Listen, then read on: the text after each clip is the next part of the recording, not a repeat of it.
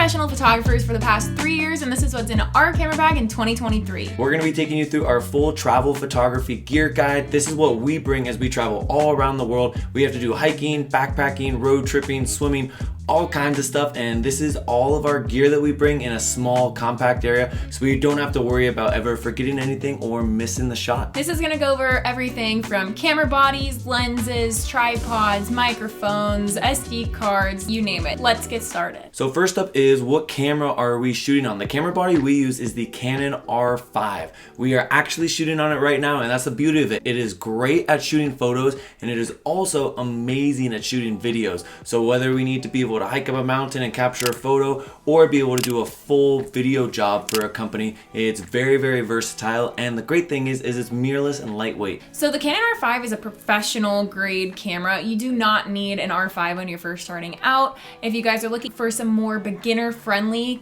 camera recommendations, we've shot on Canon since we started. I would recommend the Canon 80D to start out if you're a beginner. The nice thing about the R5 for us though is it does provide super high quality images that we can license to all of our clients, whether we want them just on social or blown up onto billboards. Like, it has such amazing megapixel quality. Next up is not technically a camera body, but it kind of is the iPhone 14 Pro. And we say this in this category because we shoot the majority of our Instagram Reels and TikToks on our iPhone 14 Pro.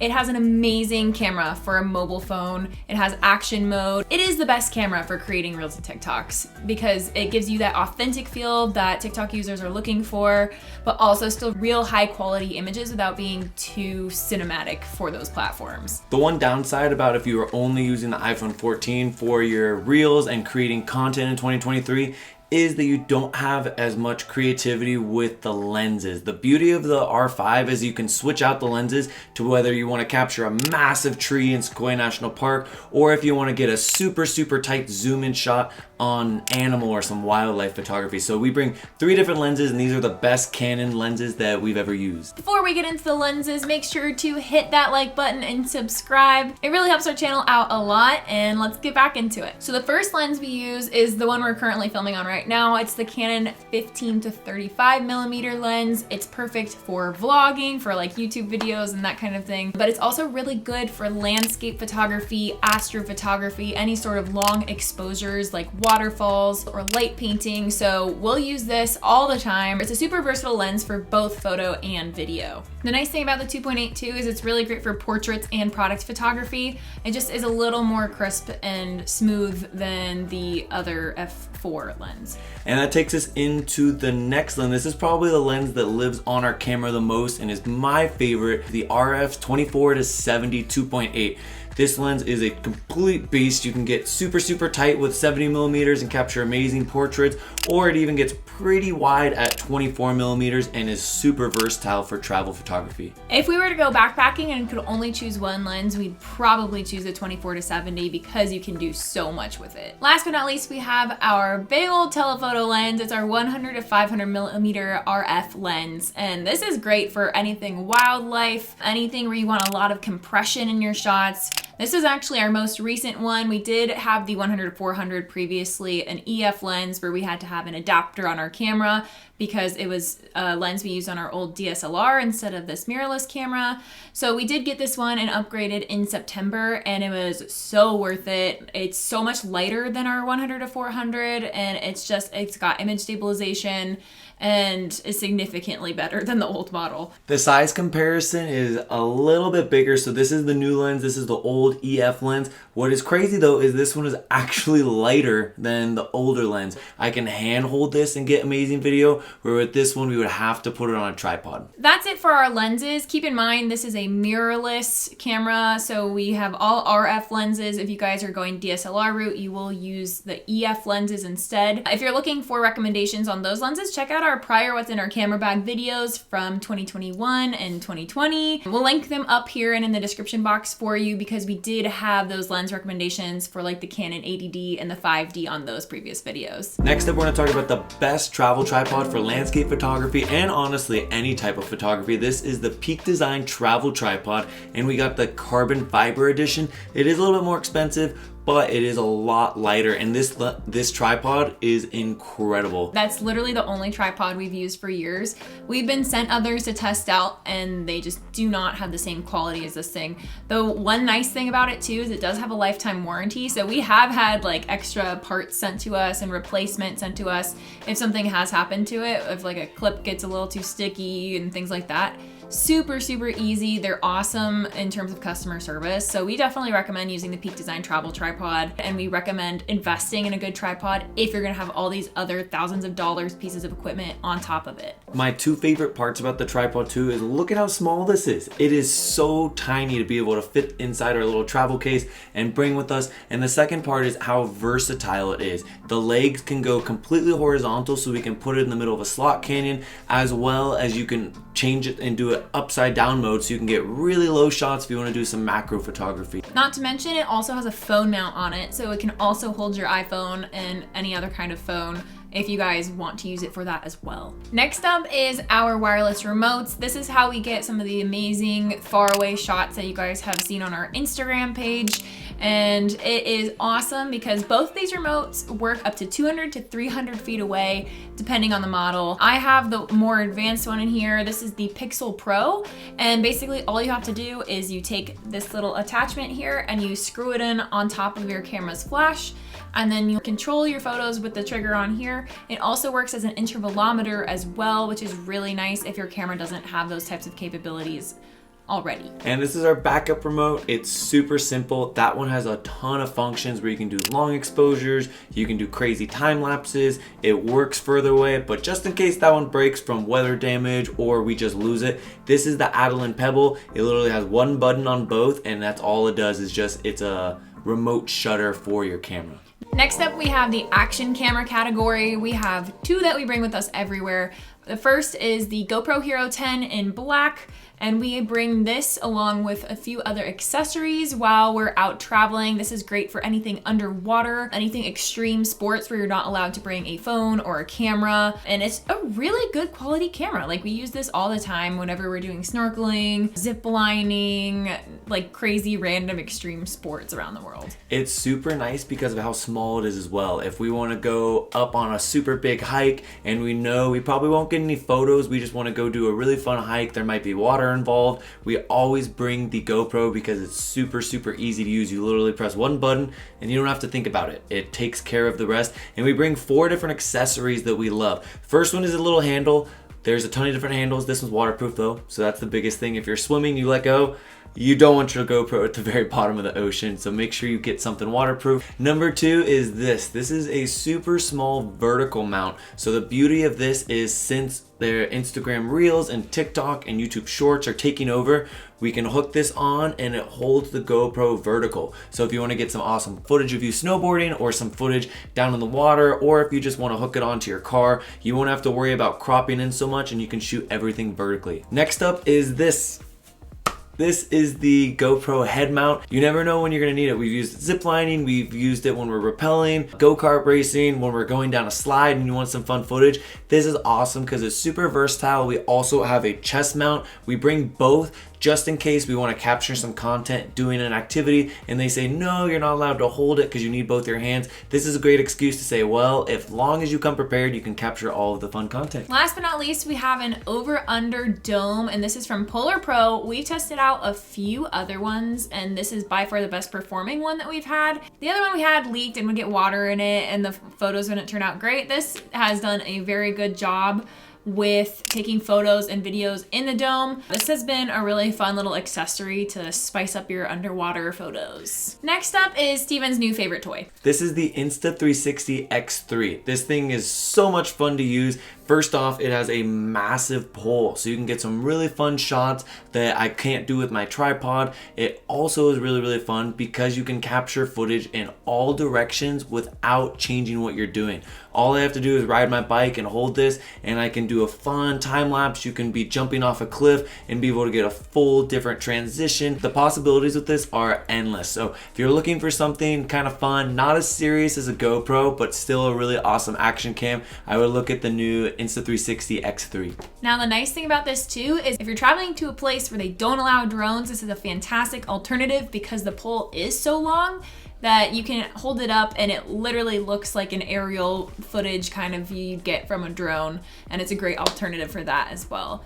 And speaking of drones, our next category is our drones. So in our previous videos, you might have seen us been using different other models of drones. We have totally converted to the DJI Mini 3 Pro. It's by far the best drone we've used for travel photography because it's under the 250 gram limit. Now there are drone restrictions everywhere, but since it's under 250 grams, you are able to fly this drone in a lot more countries without as much red tape or paperwork. Yeah, and just like G said, look at how small it is. We highly recommend getting the one with the LCD screen rather than doing it on your phone. We used to be a big proponent of, let's just save the money, get the drone, and I'll use my phone. But ever since we've got this, the screen is ridiculous. Where I can fly it anywhere, whether it's dark, whether it's super bright out, there's glares. With this, you never have to worry about it. And with the drone, there is a few different models. There's the DJI Mini 3 and the DJI Mini 3 Pro. If you guys are really serious, we highly recommend going with the Pro just because of the insane amount of pixels that you get in each photo. As well as when you record video, you can record in 4K log, whereas on the DJI 3, you cannot do it. So highly recommend checking this out. If you're a little bit more on the pro level, going with the Mavic 3 or the Mavic 3 Classic might be up your alley. But if you're a travel photographer or videographer, this is so small, so lightweight, and really easy to bring with you everywhere. And if you guys want to see more on the DJI Mini 3 Pro, we do have a whole video dedicated to it, which we'll link up here. Next up, we have our nifty little film camera. We used to have a Canon AE1, but unfortunately, both of ours died. We had two of them, and so, I mean, they are old cameras, so you do have to be very careful with them.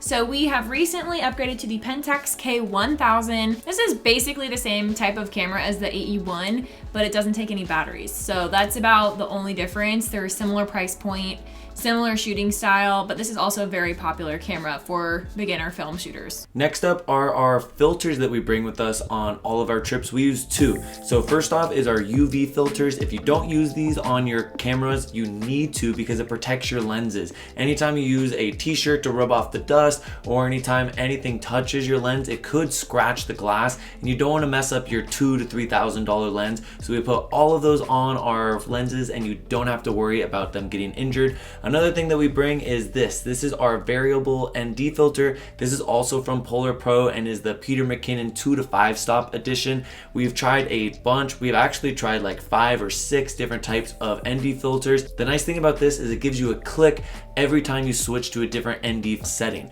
So if let's say I'm filming and I want a little bit darker or I want a little bit lighter on the shot, all I have to do is twist it and I can feel the click into place, where with all the other variable ND filters that I've used, you have to look and really check to make sure it's on the right part, or you're gonna get that terrible X shadow on your shot and you never want that. So it is a little bit more expensive, but you pay for what you get for, and we've been using this for about 1.5 years and had no problems with it. If you don't know what a variable ND filter is, it basically just makes it so it lets less light into the sensor. Steven likes to say they're sunglasses for your camera. That's the easiest way of explaining it.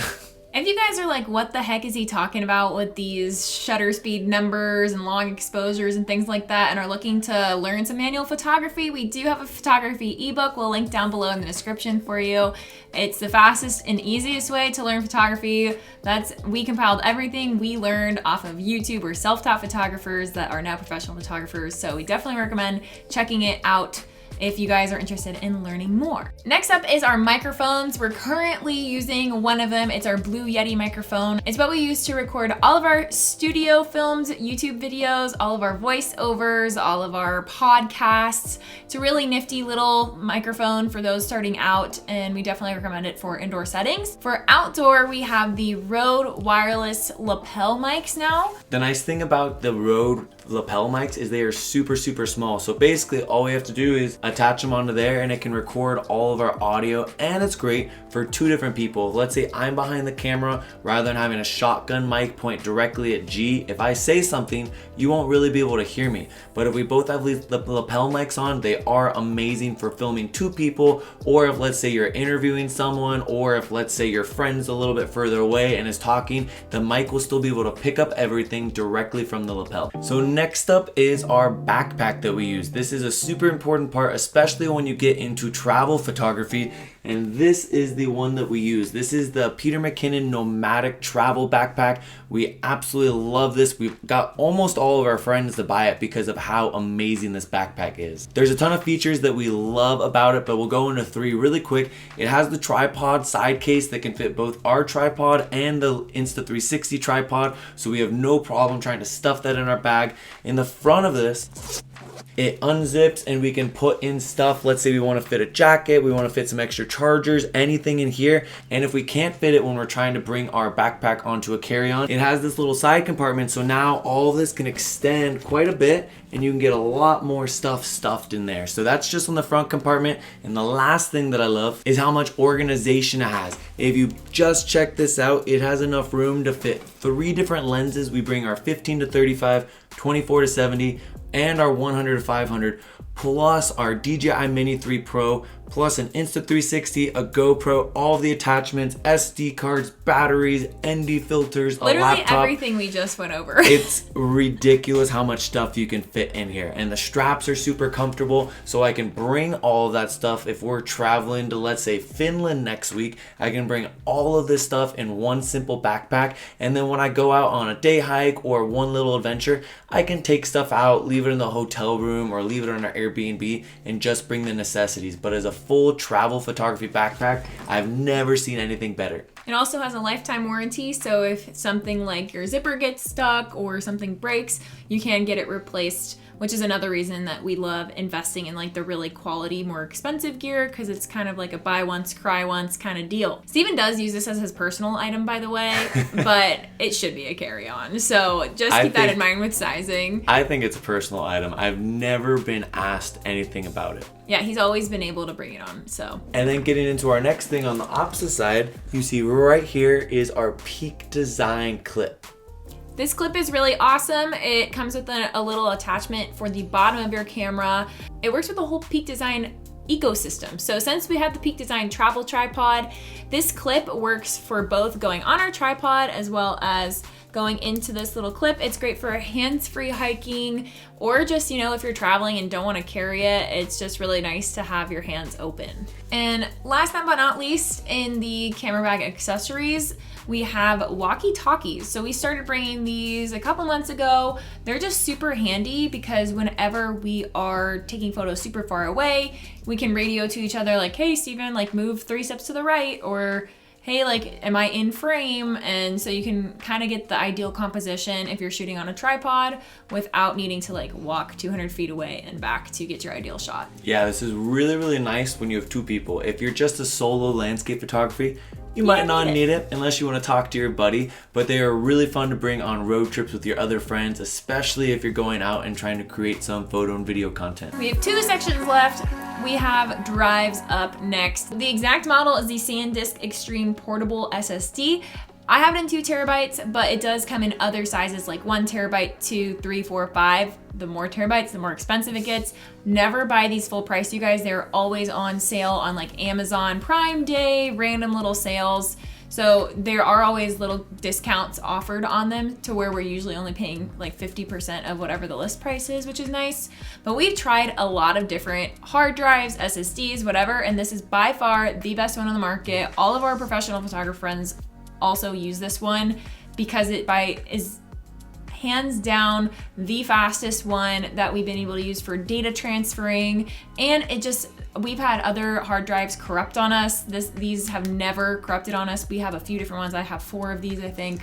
So definitely recommend checking these ones out in particular. As you know, with photography and videography, you get so much data coming back. So G and I both use the little 2 terabyte SanDisk SSD for our day-to-day workflow, where if we're on a trip, we can take all of our photos and videos on there, back it up, and be able to go out the next day and do some more traveling, do some more adventuring. Now when we get home, we have a super fatty boy hard drive. This one is 20 terabytes, and we use the WD Element. It's fantastic fantastic because it's kind of more of it for your desktop. It sits there and we can have all of our files being able to access super easy. Another good one is the G Drive as well as the RAID system. But if you guys are looking on a budget, I was able to get 20 terabytes of data on the WD Elements for under $500, which is absolutely incredible. So if you guys are looking for a great storage system to put all of your data, I've been able to stick everything on there from the past 6 years on one hard drive. Last but not least, we have the cleaning and care section of our camera bag. And so this is super important. Why spend all the money